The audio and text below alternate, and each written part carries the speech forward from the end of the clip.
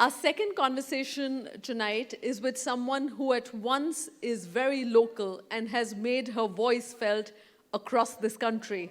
That conversation, it is a privilege for a colleague to host, and it is my privilege to invite her up on stage. She's new to you here in Hyderabad for the algebra stage, but we have had her speak at different algebra evenings around the other chapters before. If you've been hearing radio in the last 10 years, particularly in Bombay and Delhi, you will have heard her. She is a mother of 3. She has been on radio for 10 years. She took time off, went to the UK, where she also spent time on radio. It's a pleasure to have her back in the country and in Hyderabad to host this conversation. Welcome to Chris Fernandez. Good evening, Hyderabad. How are you doing? There's that radio voice. Trust me, I don't sound like this at home when I'm hollering at the 3 girls. But it's great to be in Hyderabad, loving the wind over here. And I'm so excited to introduce my next guest, our next guest here at Algebra. Should I begin with the monikers that she's had? Endless. Nightingale of Parliament. Rajni, if any of you are familiar with the 80s housewife crusader on television. She's also been called, she's been sketched by none other than M.F. Hussain, and infamously also called Suparnakha, right? And Revolver Rani, and I think we're running out of the monikers, but I'm sure she'll refresh our memory. 2-time member of Parliament in the Lok Sabha and 3-time Rajya Sabha, and of course, the accolades are so many. I ask you to welcome my speaker this evening, Renuka Chaudhary, to the stage.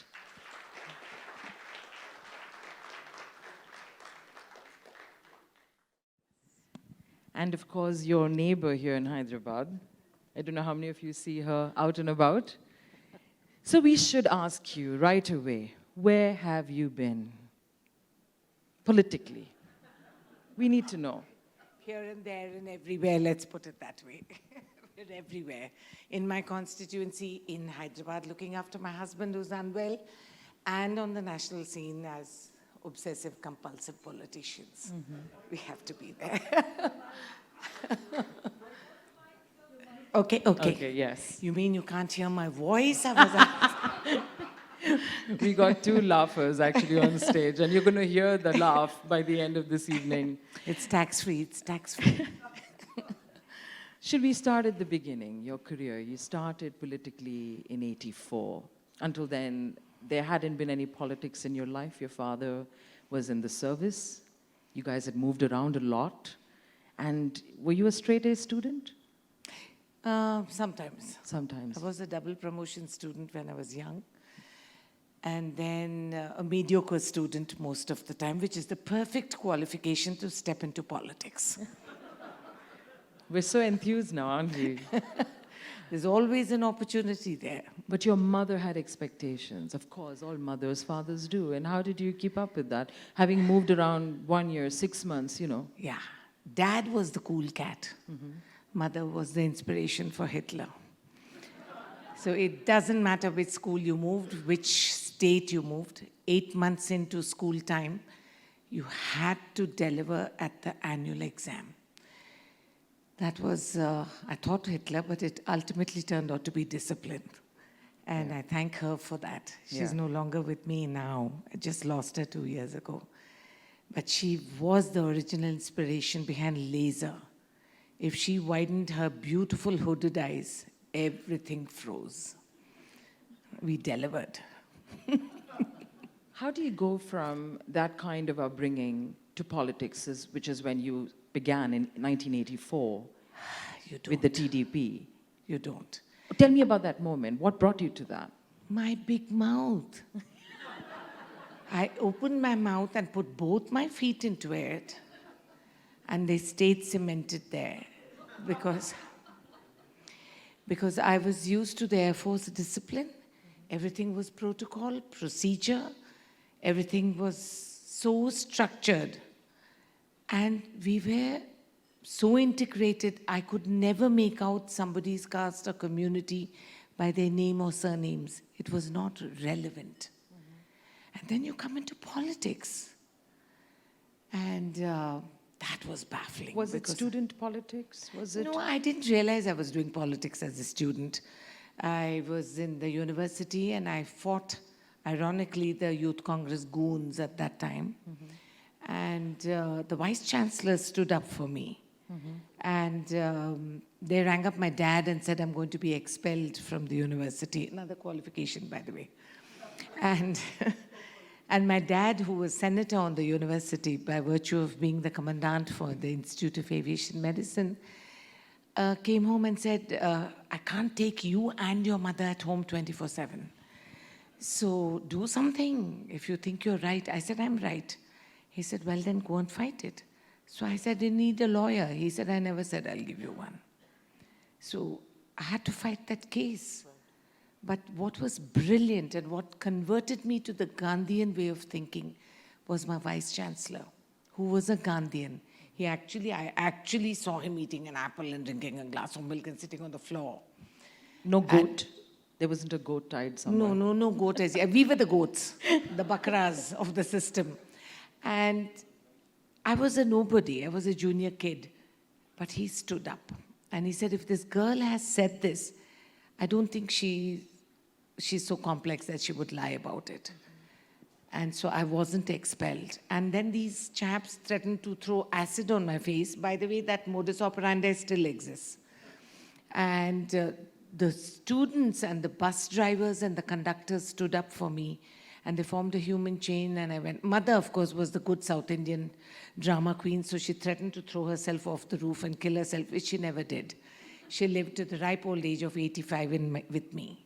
And eventually was very proud of you, I'm sure. Ah, yes. These were the foundations laid by both of them, and they're priceless. When your father figured out, and your mum as well, that this is the path our eldest daughter is going to take, what was the conversation that they had with you? Were they proud? Did they say, be careful, because you were saying these things that would have got any gender into trouble? Oh God, I always said it, the family, the aunts, those ones who crawl out of the woodwork, the prophets of dooms, the uncles. They never contribute to your life or education or never pay the bills, but they all have an opinion that you have to adhere to. Oh, Jesus, they really fixed me. And they would say, how can you do this? How can you be this and that? And you're the ruin of your husband and you've just had a daughter. They didn't know I was pregnant the second time round. And so this went on till the real cool cat in my life is my husband. He's the laid-back king. And people kept telling him, can't you control your wife? Control, excuse me? Control. Like I'm the local neighborhood goat or cow tied up, tethered to that. And he said, at least she's fighting, man. You guys are sitting and gossiping in the living room. She's out there. If you at least support her, she's doing what she believes in. It may be wrong. I'm going to go back to the time when you left the TDP. You spent a good, I think, 12, 14 years? Yeah, 14. Yeah, and you joined the Congress in 1998. What was that moment? How did that... Who approached you from the Congress? No one approached me. Quite frankly, how did you get no one inducted? approached. I'll tell you how. There was a general air of disillusion that came about in the TDP. TDP, I'll still say it, at the time when N.T. Ramarao, my God, he was vote for God. Time magazine had him on the cover and said, vote for God, because that's what it was. And history will judge him that in 9 months to establish a political party and take on the Goliath of the Congress in those days is not a simple act. And it's a pity that the media or the people currently don't recall history. He really made history. And I'm witness to history where thousands, lakhs of people would be by the wayside, women with infants on their hips, and he would be 8 hours, 11 hours, 12 hours late. And this van of his would come. And by the way, the van was not air-conditioned, I know, because I was inside and I checked it. And his son would drive the vehicle. And this man would come with his belief systems. Now, I've seen him close up. He had his quirks, he had his idiosyncrasies, but he actually was committed to this. And that was baffling because there was so much dichotomy in what he said and what he did. But I'm witness, and this is something rare, where a huge, big businessman came from Mumbai with the traditional Hindi movie suitcases laden with money and said, give me the Raj Sabha. In my presence, I offered to get up and leave because I was feeling very awkward. And N.T. Ramarao said, in Telugu, sit down and don't leave. So it was very awkward because I'm sitting across N.T. Ramarao and this big man, big, was standing there and his goon was standing at the archway at the entrance to the garden with those typical American suitcases that you had those days, which I could sit in it. It was that big. And obviously, and this man said, look, he's there and give me the Raj Sabha. And NTR in his classic style said, I am not for sale. And that's the truth. That is the fundamental basic truth. He never sold a Raj Sabha seat. He never took money for any of that. None of us paid 3 rupees or 3 paisa. And that was unique. And his first cabinet was educated, unknown Indians of Andhra Pradesh. In fact, one of the colleagues who became member of parliament with me, we had to ring up the district collector and say, find this man and put him on the bus because we don't know what he looks like. It's true. And he came on to become a member of parliament. And that's the idealism that all of us believed in. That's the kind of prescribed politics that we talk about in our drawing rooms, in our homes, and say, that's how it should be. And yet, the system failed that man. He lost humiliatingly. And his family did him in on so many fronts. And yet there was a man who had that belief system, and I'm witness to that, where he never took money. He had the guts to fight. We were bombed. We were attacked, targeted. He and I were standing on a vehicle where there was an archway of tube lights, and someone threw stones where we thought was a sterile area. And I said, I'm getting down to fight. And he said, no, don't go. You'll get injured. And I said, no, sir, you continue speaking and I'll go. And we had a fist-to-fist fight. Doesn't do much for my reputation, but that's the truth. And we were fighting, but that was our life. We had to fight for it. And this man did not move. And after that, all our colleagues came and said, this woman, Renuka Chaudhary, what's her problem? She'll come here to the district and she'll push off. We have to live with this guy, the local congressman. And sir, we have to cancel the meetings. You know, this man didn't flinch. These are lesser known truths about a mega, he was 70 mm in real life. And he was huge.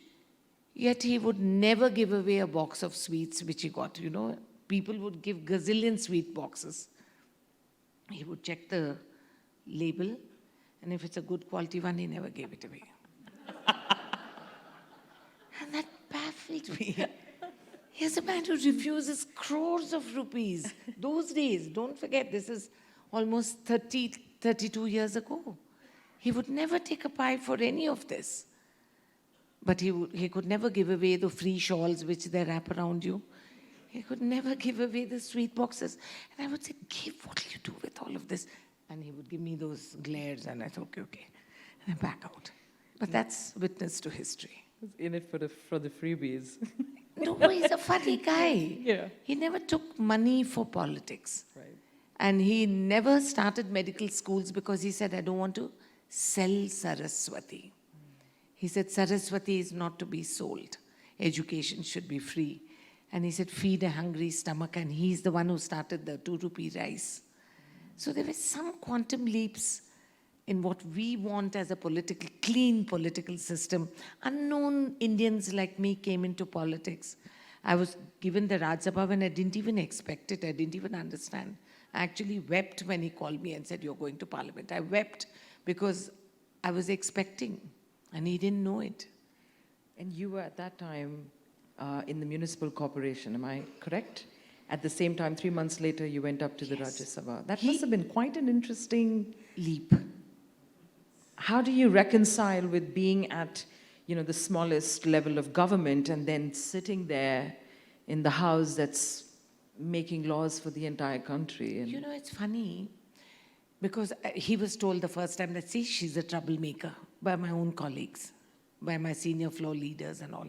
See, we told you she's trouble because I won the municipal corporation and there was this man, I don't want to name him because it's politically incorrect, but otherwise I would have told you. But he was the Gabbar Singh of Hyderabad politics.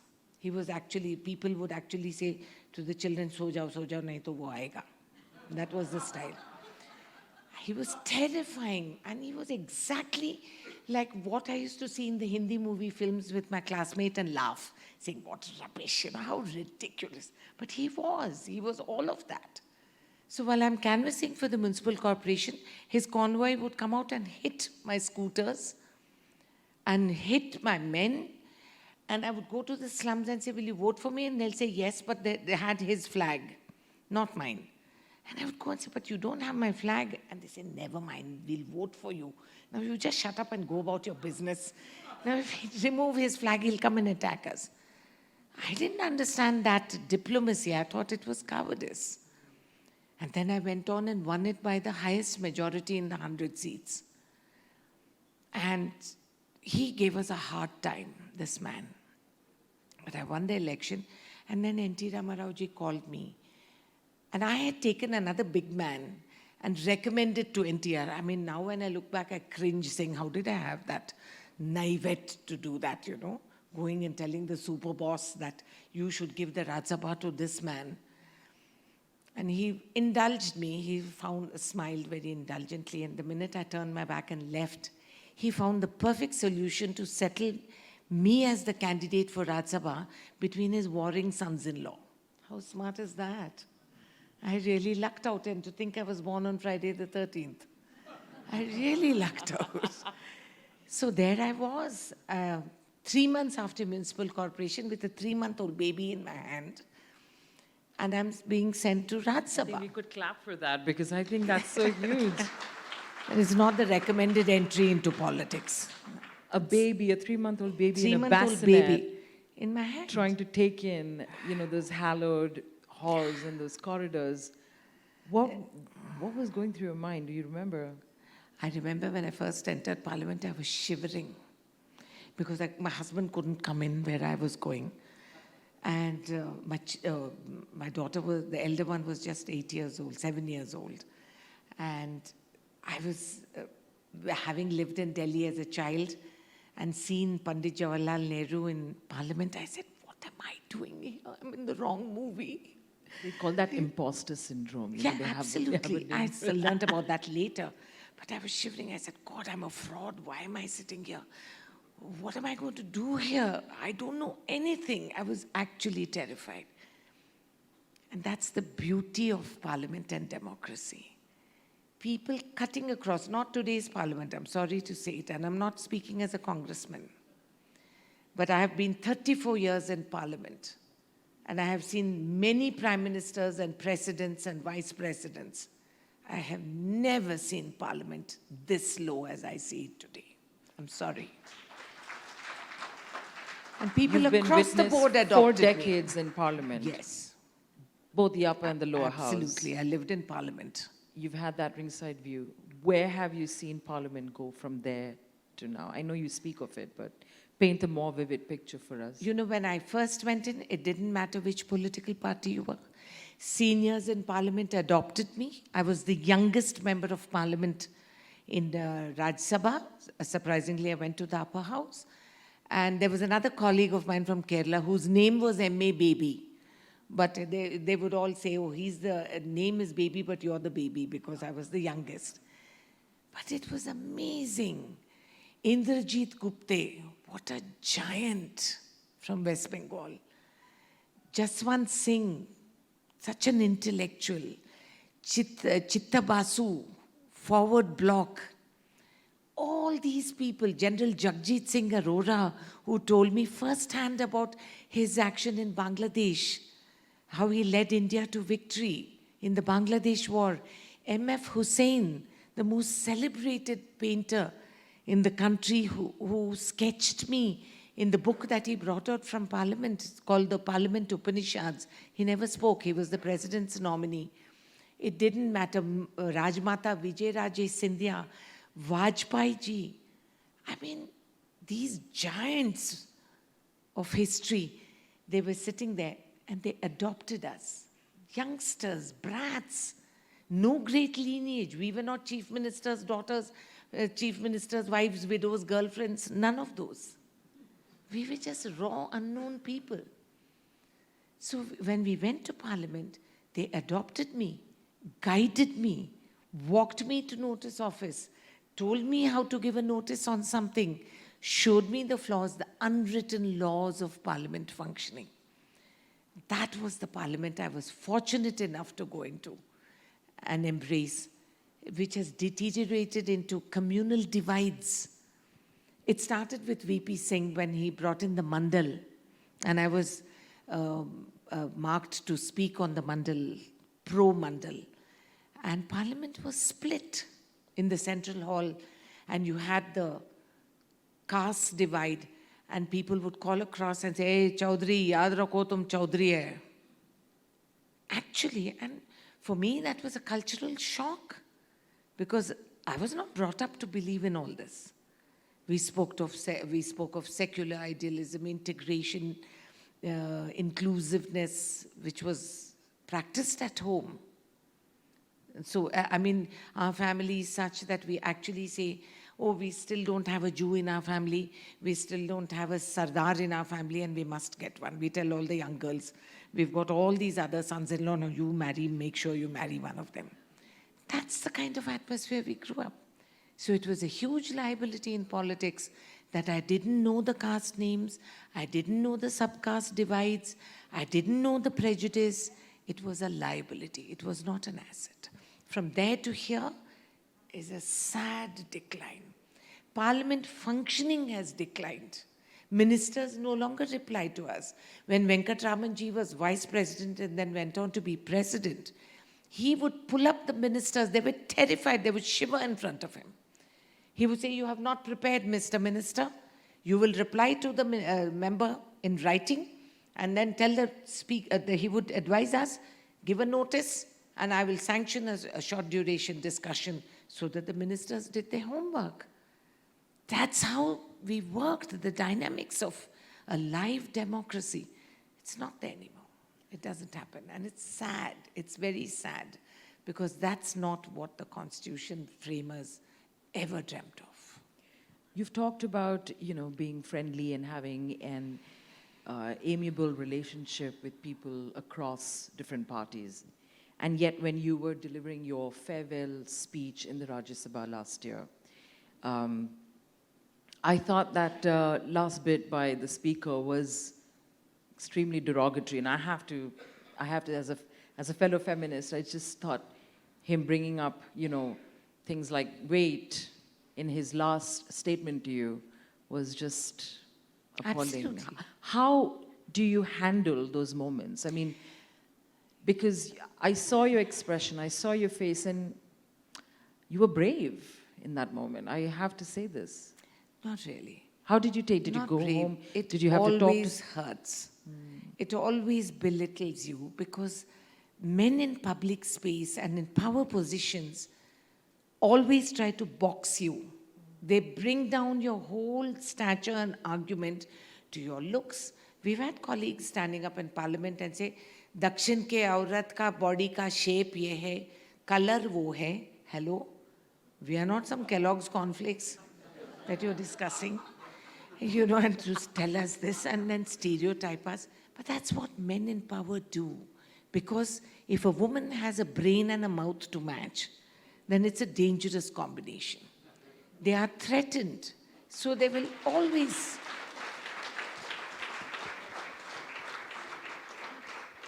So they always do that. They reduce you to a cliched metamorph, and then they will try to box you there for their own comforts. How men treat you is a statement of what they are.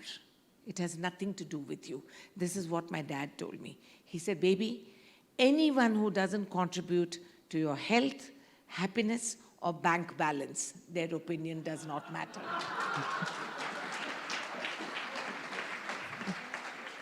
I think we can all take that to the bank. Seriously.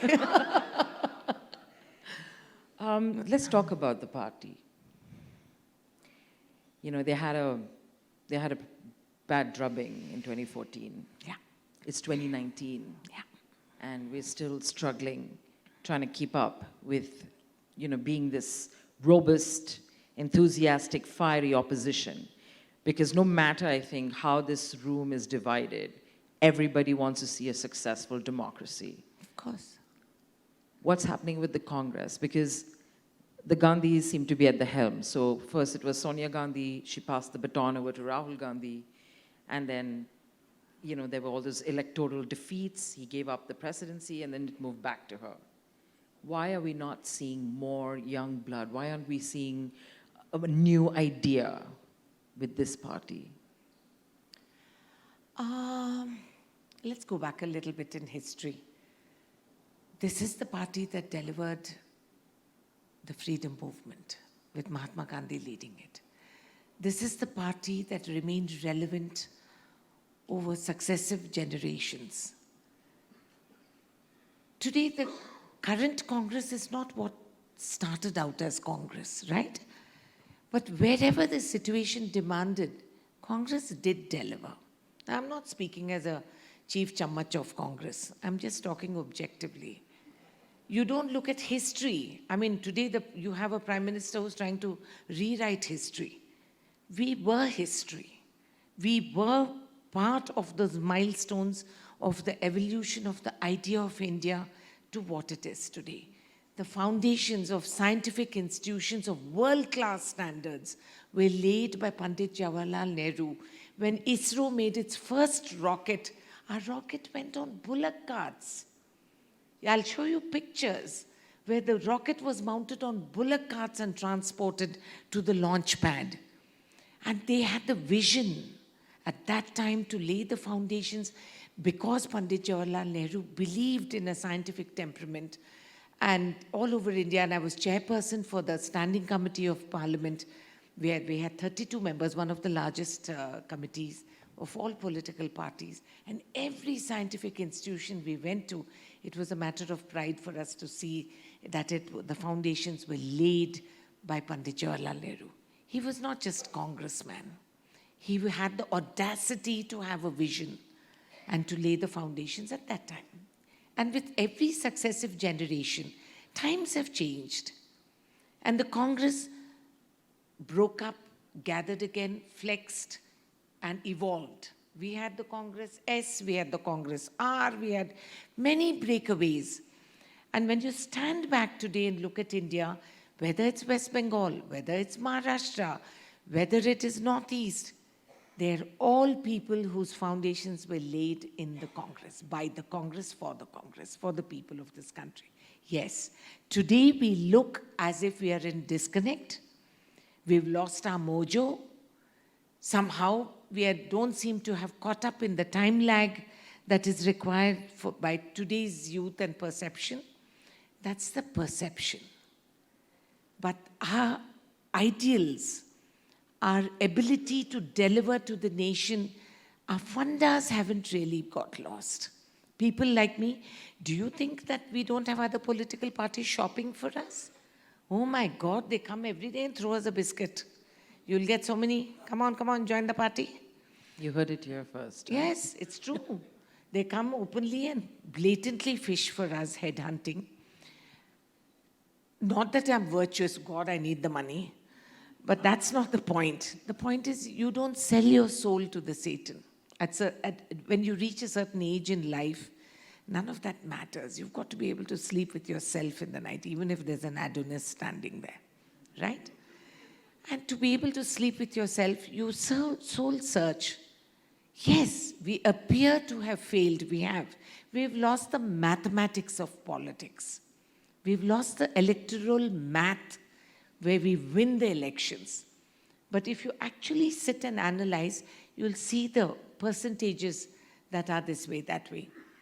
We are poor managers of a macro level need that is required by us today in India. we are still in that graceful flex where we say, okay, this too shall pass, which we can't afford because what is against us is calculated, excellent management that is happening, but it is hollow. You don't have jobs. Worse, you're going to lose jobs. Even worse, you're going to suspect your neighbor. You take pride in being a Hindu of a Hindutva. Our previous speaker will tell you there's no such thing as Hindutva. That's a new phase that you've coined, which you want to insult the humanity of our country. I am born a Hindu.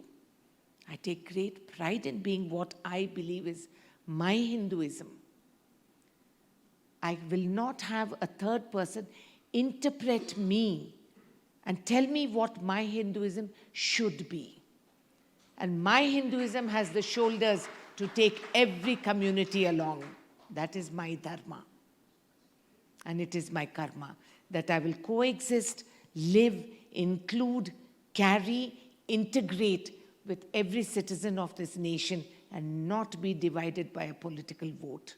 And that is where Congress will continue to remain relevant. Yes, we appear to have failed on some fronts. It's not going to remain that way. Democracy is dynamic, not static. And this natakbazi and drama jo chal raha hai na, मुझे बिछड़ा जात का बोल दिया मणिशंकर अय्यर. शूर्पणखा कौन थी? कौन सी जात की थी? He didn't sympathize with Surpanakha for Lakshmana cutting off her nose and ears because she had the audacity to love Rama. So when a woman laughs in parliament, it reminds him of Surpanakha. Wow, I will laugh. There's no GST and it's tax-free.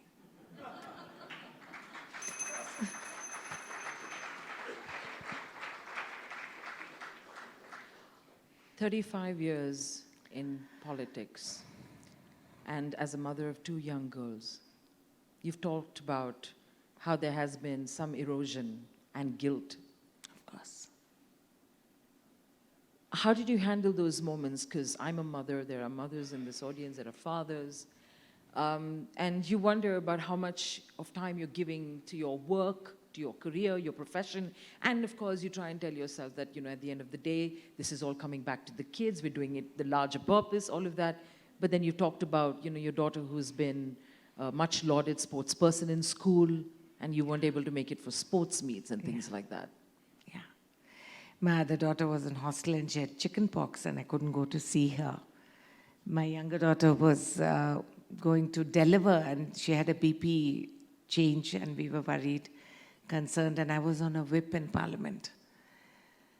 There's always a chasm which you can't bridge. So all these, I love those wonderful interviews which all the young ladies and the mothers give. Oh, we are dazzling performers, we are super moms, and we deliver on every front. We don't. We don't. It's impossible.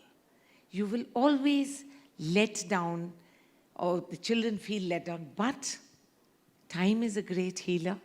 And today, when you see the value systems in your own children, when you see that they're influenced subconsciously, that my younger daughter, who was a manager for a band, played with her band free in every home for the aged and orphanage from Christmas to New Year. She would party till 2 in the morning, come back, take her orphans, 40 orphans from a school to the zoo and spend time with them at 6 in the morning. And from her own pocket money, I never paid for it. And my elder daughter would come home and say, Mummy, it's so sad. I saw these blind children and they can't afford to go home. The parents can't come to take them for a vacation. So they're all left in the boarding school. So I've invited them for lunch and my heart would tank and I would say, Jesus, I'm just coming back from 4 grueling days in the constituency and I'm so exhausted. And then you put a break and say, how wonderful. I've raised this child. But it's not me raising my children raised me. And today, they keep me sensitized to the values. And I was fortunate I had my parents, my mother till about 3 years ago. And Hitler as she was, believe me, They were such great assets, and my children grew up looking after them, which taught them the values. And they miss my parents more than I miss them. And somewhere you compensate, but there is always those areas which you couldn't do enough. You can't. So now I revel, I have a 5-year-old grandson who stands as going on 500 mentally, as all these children are. And he says, Mama, you can't do this for your own grandchild? And I'm quivering in fear. And a wonderful new generation, tech savvy. And he just smashed my phone, by the way. But it never compensates. You're a working mother and you have 3 girls. You do your best. Each child comes with carrying their own karma. We're coming to the end, I know, and I'm going to wrap up with some flash questions which I prepared for you. Now this is a No, googly. this is really quick. We have to have answer some of these. I know that you have famously been on a bullet and on a tractor. What's your preferred mode of transport these days? It depends on the weight situation I'm in. When I was younger, it was the bullet. With my weight now, it's the tractor. The constituency doesn't have many roads. This works. Are you still gardening? Yes. What are you growing? Oh, you should see my garden. Yeah. I have micro-environmental changes. The temperature is lower. And I have multiflora and butterflies. Along with my vegetables, I have plenty of varieties. I have hundreds of varieties. And a lot of public garden people come home and we share cuttings and graftings. Okay. I enjoy my garden. I'm going to run down these questions, and as quick as we can. Your favorite politician or parliamentarian? There's not one. There have been several. Vajpayee ji was my favorite. And Rajiv Gandhi. I was not even his party at that time. Plenty. Not because I'm a Congress person. I wasn't a Congress person. And when someone I was from contemporary, since we're doing 3. in the younger lot, you mean the younger, Maua. Maua Moitra, brilliant kid.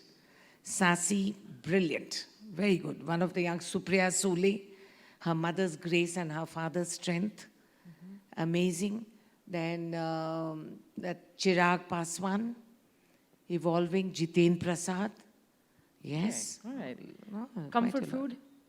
Comfort food? Yeah. And darling, many kilos of it. We have to hear That's this. a lot of comfort.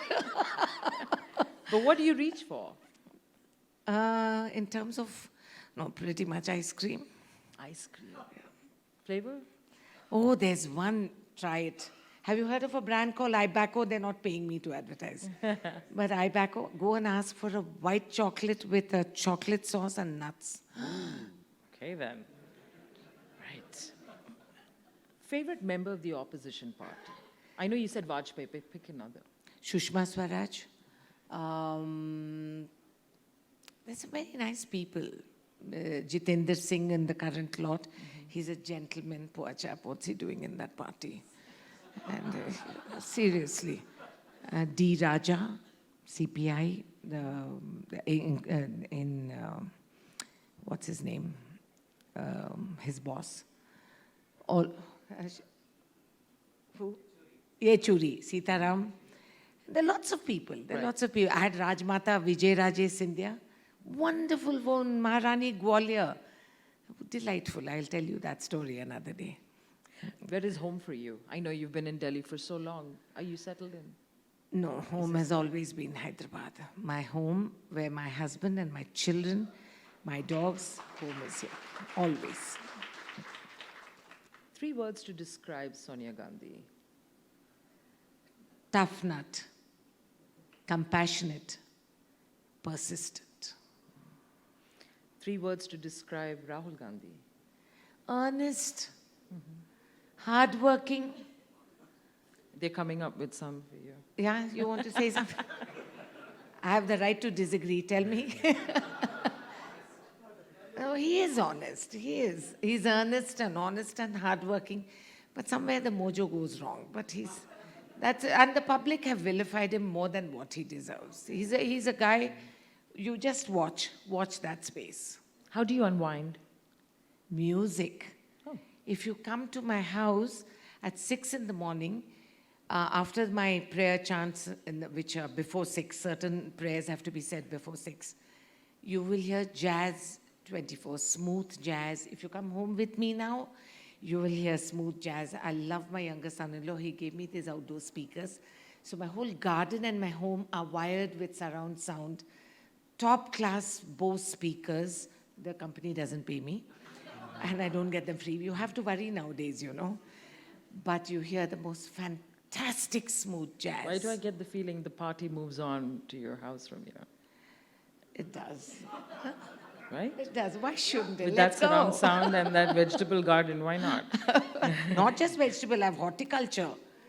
Oh, I've got medicinal plants, I've got big trees, beauties. By the way, they save you from pollution, they get you many bird varieties, and the various things you can actually use as medicinal teas. You know, Harsingar, the parijatam, the leaves, if you wash and you boil and drink, will cure you of many problems, medical problems. Just 2 more questions. This is a simple one. Your favorite trait of Prime Minister Narendra Modi? That'll take a while. He's hardworking. You've got to give it to the guy. He works hard at his image. He works hard on himself.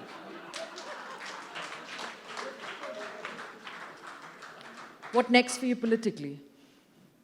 I never planned this. And I'm not going to plan what's going to happen. The public expects certain things for you to do. Those are cliched formulas. I have to be comfortable with myself, and I played this game on my rules. If I had compromised, I would have probably gained a lot more and been somewhere else. But I sleep with myself along with my husband. But and I'm happy. I've achieved a lot. I've set a record. I've been a member of parliament from Hyderabad, erstwhile Andhra and Telangana today, for 34 years in parliament. That's a record of sorts. Being a nobody. That's being a nobody, you know? And that's fine. I'm happy with what I've got.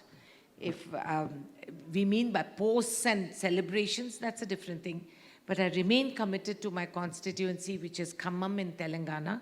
And I invite all of you to come and see the place, what I've done. 14 agricultural markets renovated, fabulous railway stations from Khammam district headquarters to Garla. All Naxalite areas developed with schools.